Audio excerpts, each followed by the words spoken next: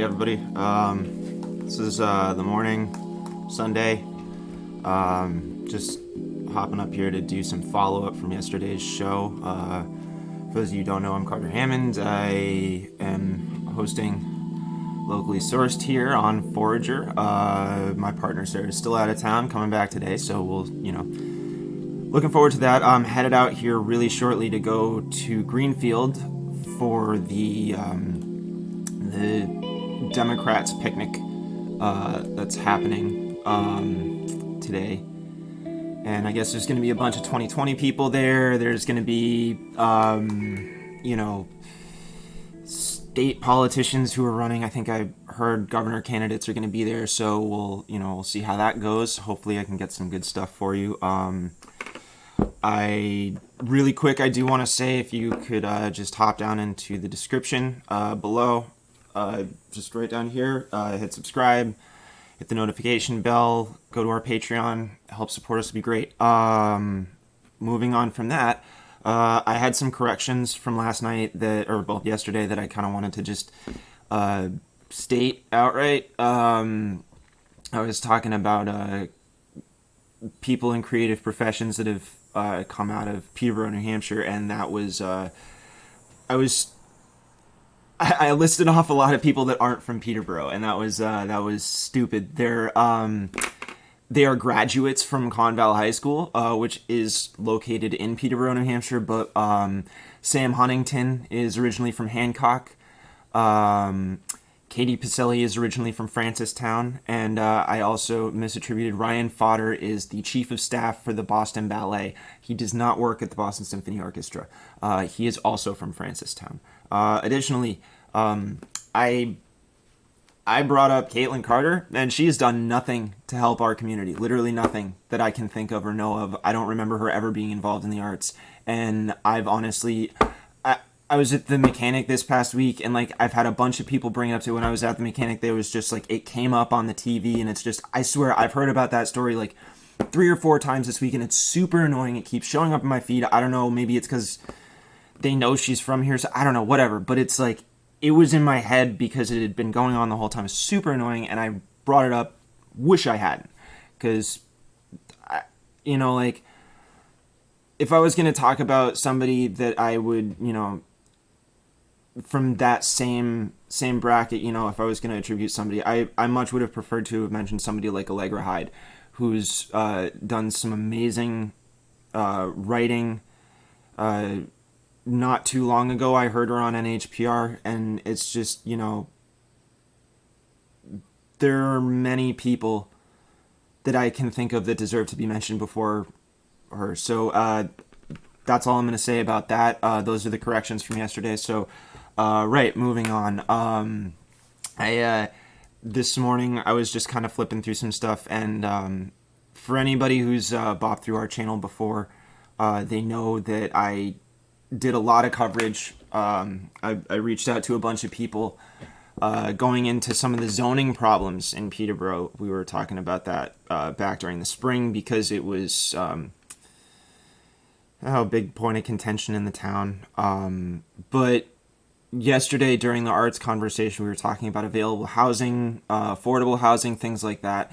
And I was just sort of looking at WMUR this morning, and I saw this really great video clip here that I'm gonna play it for you guys because I think it's really funny and timely, and sort of it says a lot of the things that I think I hear from not only within our community but also outside of it, and they just kind of get right down to it. So I'm gonna hop over to that right now. So here we go. Shortage of housing in New Hampshire, both houses and rental units. And let's look at some of the reasons in these graphics. First of all, the rents are up 6th year in a row for rental housing. The median gross rent statewide, $1,347 for a 2-bedroom unit. The New Hampshire vacancy rate is 1%. Compare that to the U.S. vacancy rate at 7%. So we don't have many units available. Now, here's a New Hampshire poll of registered New Hampshire voters recently. 65% concerned with the cost of housing. The median sales price of a house in New Hampshire is $296,000. That's up 6% year over year. Over one half say the cost could prevent them from financing affordable housing. With me to talk about this and more is Dean Christian, who is the Executive Director of New Hampshire Housing. Nice to have you back. Thank you, Fred. I'm going to show a graph first. I'd like you to take, and this is a graph that came from your office, and this really tells a story. And this shows New Hampshire two-bedroom units, the median gross rent in the blue bars, up, up, up, and the vacancies in the yellow line, down, down, down. What's happening? Well, we're seeing a trend here for a number of years where there's been a strong demand for rental housing in the state. We haven't been producing enough rental housing to meet that demand. What you get in that kind of environment is you get upward pressure on prices, or rents in this case, and we see a reduction in vacancy. So those vacancy rates, which you spoke to earlier, are extraordinarily low. They're among the lowest we've ever seen. They really are just turnover at this point. It's not clear that there's any actual vacancy in the rental housing market in any significant sense. But the rents are going up year after year now, 6 years in a row. Yes. So is this a trend that's just going to keep going? Unless we add more housing to the market that begins to stabilize that demand-supply relationship, or you see a fundamental change in economic activity, obviously, which would not necessarily be a good thing. You know, this really, the rental units in particular that we're talking about, that's workforce housing, basically, isn't it? Much of it is, yes. Much of it is. And it's really important to attracting and retaining workforce. And therein is part of the workforce problem. Yes, I think you hear from lots of employers that one of their concerns is that when they're trying to recruit employees into the state, they find that they just can't find, those employers can't find a place to live that they want to live. Yeah. It's close to their employments, it's close to amenities, things of that nature, and rental housing is a critical part of that. And you said in your report on rental housing, if I'm right here, your recent report, someone to afford the cost of a two-bedroom apartment at the current medium rate cost of $1,347, he or she would have to be making $53,900 a year. Yeah, that's based on the sort of traditional analysis of what people ought to be paying for housing so that they're not overpaying. And that's a critical issue. One of the things that you need to look at with costs this high is that many people are forced to make a choice between other things that they might be spending their money on and housing. Now, housing shortage is both houses and rental units. Yes. And in your report, there's a piece by Applied Economic Research and economist Russ Tebow that says New Hampshire needs about 20,000 more housing units to meet demand. Yeah, so we asked Russ Tebow to take a look at that with our folks, and they concluded that we needed about 20,000 more units just to stabilize the market now, to get us to a vacancy rate on the rental side that is more normal, closer to 5%, and to an inventory of homes for sale that would be about 6 months, that is a sales inventory available. And that's a lot of housing when you consider that we're producing about 3,000 units a year. What's not happening in New Hampshire in terms of affordable housing, both houses and rental units? What's not happening? We're just not building enough housing to keep up with the demand that we have. We have a strong economy. A lot of people want to come here and to improve their housing situation, and we need. Okay, so hold on a second. I want to pause it right here really quick because he's talking about like we just don't have enough housing, and he's talking about cost of building. So really quick, I just kind of want to hop over and look at some actual costs here so that we have an idea of, like, it's easy to understand what you can go look up a house really quick and find out what it's going to cost you, right? But what's the cost to build something new? So let's see here. We've got so this is the average cost to build right here. So average cost to build in 2017 is $428,000. That estimate is based on a 2,800 square foot single family house. So they're basically assessing this at $153 per square foot. So I actually kind of, just for the sake of, looking at numbers here, right? I went and tried to find a plot in Peterborough. So this was on Zillow right here. It looks like it's available through the Petersons. Been up for a little while. Talking about 0.92 acres for 69,500, right? So that's just for the land. And then when you, let's say you wanted to build a 2,000 square foot home on there, right there, the building costs are going to be about $300,000 in that neighborhood. And then you need to add on top of that $306,000, and then you add back in that 69.5, and it's you're getting into, you're approaching $400,000 in cost right there for something that's smaller than what they're talking about in this right here. So it's kind of like when you hear people say it's not economically feasible to build new property, I mean, they're not wrong. So when someone's going to use an argument that, oh, well, everybody will always go and build the maximum, I'd love to see the numbers that shows that building the maximum is a good idea. And that was some of the stuff that I was trying to talk to Mark Fernald about, and I kind of feel like he just dodged that the point there. I mean, it's when I had asked him, well, who are these developers who are coming in that are asking about what's the maximum they can build, and are they actually trying to build the maximum? What's their history like? When I asked that question, he just replied, well, that's not the correct thing to ask. Like, that's not the question to be asking. But the moment before, he's saying, well, developers are always asking for the maximum. So which is it, Mark? Is it they do matter or they don't? Is that the right question to ask, or is it not? So at any rate, I'm going to hop back over to the video because I think that's there's the best part in it is, in my opinion, yet to come. So here we go. To provide more housing to make that work. I mean, locally, it has to do with siting of housing. A lot of it has to do with regulatory policy. There's no doubt about that. It also has to do with public attitudes towards housing, because those regulatory policies are really driven usually by what the local officials think people want in their communities. Dean Christian, Executive Director of New Hampshire Housing. Thank you. Thank you, Fred.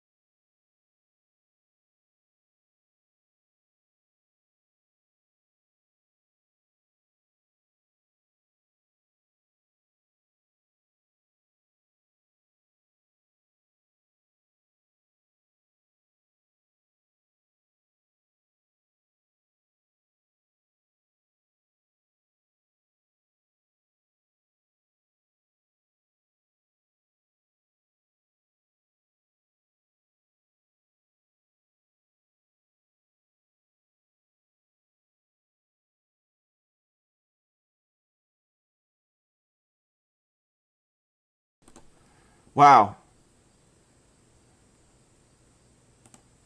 Yeah. So I don't know. It's gonna be fun. I'm gonna start getting my stuff together here to go over to the cookout. And yeah, we'll see what happens. If anybody wants to, hit me up and see if I run into anybody or has any questions that they want me to ask while I'm over there, definitely do it. You can, Facebook, Twitter for Forager, or me personally. Links below in the description. I'll make sure that my personal Twitter account is in there as well. And I also just kind of wanted to take a minute to say, I spent a lot of time yesterday railing on news outlets. And I think it's important for me to distinguish that, like, major outlets are going to have access. Like, they're going to have the access to, say, the White House or the State House or what, anywhere down the line, they'll just have the credentials to get in there and get those segments. So it's important to pay attention to what they report. Like, I'm not saying don't watch CNN or don't watch MSNBC or don't watch Fox. I actually think you should probably watch all of them, regardless of what you believe, because they balance each other out a little bit. But also, what's important is to then go pay attention to news sources that rely entirely on individual supporters, right? So Democracy Now! With Amy Goodman is a really good example of that. People will say it's very left-leaning. I think that can be true, and they do have a lot of left guests on, but they come from a strong tradition of accurately reporting on things, and they tend to cover stuff that might not get covered by major outlets. I mean, I remember when they were doing when they were covering the Dakota Access Pipeline. That was the only place that I could catch real news about that. If I tuned into CNN or anywhere else, nothing. They just wouldn't talk about it. But if you watched Democracy Now! During that period of time, you were getting a really good idea of what was going on out there. As far as, people doing, like, the stuff that I'm doing, I can give you recommendations for the people that I watch, or keep an eye on within sort of, a sphere on the internet. I would say I wouldn't encourage anybody to go watch, like, somebody like Ben Shapiro or Dave Rubin. I mean, those guys are total grifters and spend a lot of time giving you super, super twisted, cherry-picked information. But they're also very much so representing the right now, and that's, if you want to hear what those guys have to say, I guess you can go there. But really, like, don't pay attention to them. They're morons, and you could probably just watch a show like The Majority Report or Michael Brooks, Kyle Kulinski, Rational National with David Dole, Progressive Voice to a certain extent. I know Ghetto News Network just came out. He's doing some great stuff.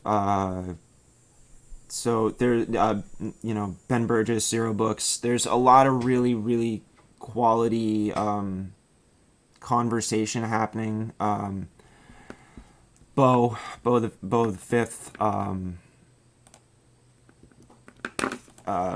It's there are a lot of good resources, and I'm not saying that they're all going to be right all the time either. but they're going to give you some really, really interesting perspective.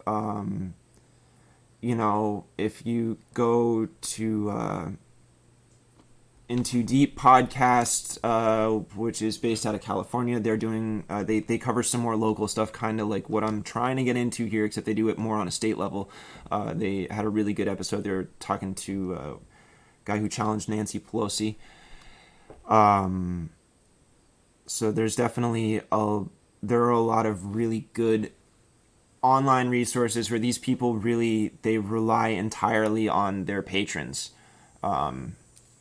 And whatever, they have in-stream advertisers that they've talked to. I know most of them are getting really, really slammed by YouTube. They're getting a lot of takedowns and copyright claims, and that's total crap. I'm probably not as at risk myself because this is tiny right now and I'm not monetized, so what are they gonna do, demonetize me?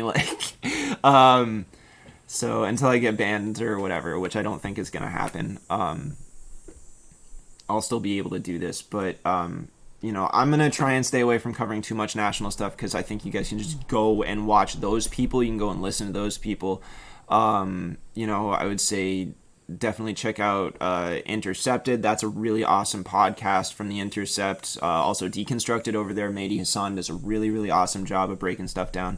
If you really want major news, like mainstream world news, Al Jazeera, they're great in terms of giving you something that's a bit more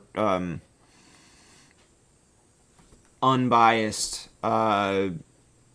It's definitely going to be less colored than something like CNN or MSNBC. So, at least in terms of Americans, they're going to give you a bit more of an outside perspective. And while they are funded by the Qatari government to a certain extent, I mean, I have seen plenty of reports on Al Jazeera that are critical of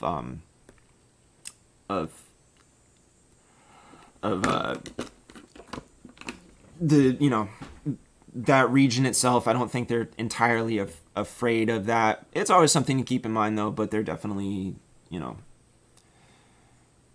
it'll be a little bit less sensationalized for an American audience.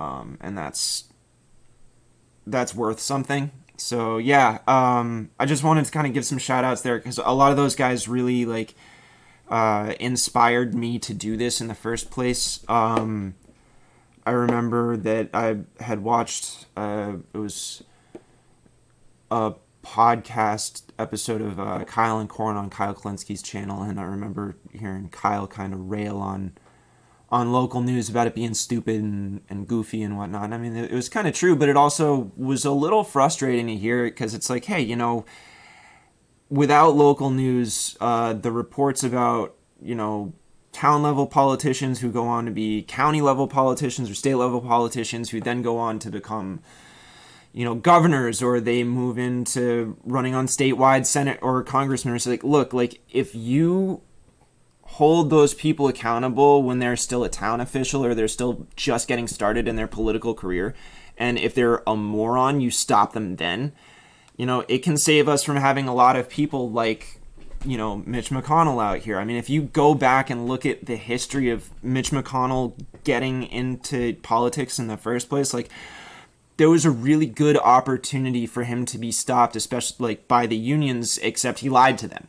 Outright lied. So it's, there is a local component to this where if we are more vigilant at this level and try and dig in on the local part, the state level part a bit more, we could potentially do a lot more good than just having to see these people get elected into office and then, we've got, internet pundits just railing on him. One other show that I wanted to mention really quick, just started streaming was Rising on the Hill TV. They actually do a really, really good job sharing what I find to be more of the millennial perspective. Like when I talk to either conservative millennials or very liberal millennials, the opinions that they share the perspectives that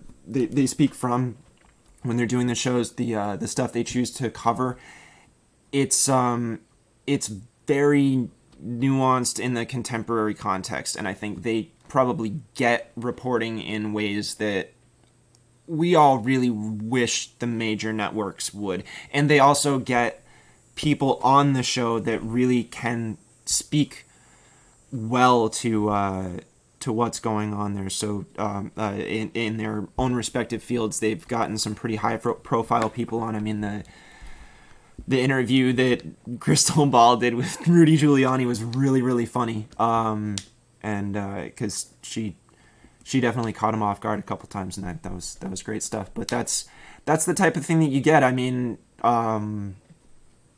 with sort of the new wave of media that you see showing up in the internet, and it's not, this isn't necessarily a community or some cohesive group, but it is the flip side to what I would perceive to be the dangers of like the right wing media permeating and not being challenged at all. And I would say the same thing if it was in the reverse. You know what I mean? Like if after the FCC fairness doctrine was repealed, we just had nothing but left media, just up and down. That would be a problem too. I mean, in the sense that I think we should let everybody have a chance to speak, and if you have a bad idea, you just get crushed. And it's tough to think about that hypothetical of what would it have been like if I don't think that ever would have happened in the first place, because again, as I was talking about yesterday, that change was it's a change that's more based off of a capitalist ideology, and a capitalist ideology is going to map better onto a conservative ideology, and that's just that. So at any rate, that's kind of my haul off on recommendations and stuff you should watch. Yeah, cool. If I think of anybody else that you should watch, I guess I'll mention it some other time, or you can just go do some research and find people yourself. Don't take my word for anything. If I ever say anything or suggest anything or recommend anything, go and find out for yourself. And if you hate it, come back and yell at me, because that'd be cool. But that's how it is. All right, guys. So with that, I'm going to bop out of here. Thanks so much for tuning in, for anybody who decided to. Hope this helped set some of whatever I botched in yesterday's show straight. And yeah, so thank you guys so much for tuning in. And I will hopefully have some of that content up for you guys this coming week. I don't know how much I'm going to be able to get done today, because it's just I've kind of been going on stop. But if I can get you guys material sooner than later, I will. So that's the deal with that. And yeah, so thanks for tuning in, guys. We will we'll catch you soon.